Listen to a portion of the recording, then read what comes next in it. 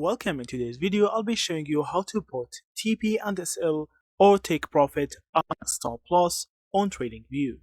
So the first thing that you need to do is to open TradingView on the charts section. After you do that, you need to click on trade on the top right, and now you need to choose your broker. So I will choose paper trading RC from here, and then you need to connect it. After you do, now you will have the option to buy or sell RC from here. You will have a lot of options, but the one that you want to actually look at is the exit option RC from here. You need to see the exits, and now you will find take profit and stop loss. Now you can actually put the amount of take profit and stop loss that you actually want RC from here.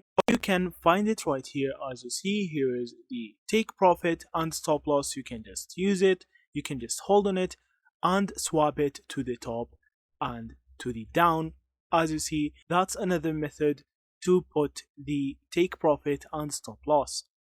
After you choose the take profit and stop loss, you can go on with your order and click on buy or sell or whatever you want, and that's how you set up stop loss and take profit or TP and SL on TradingView. So that's it. Thank you for watching and see you in the next videos.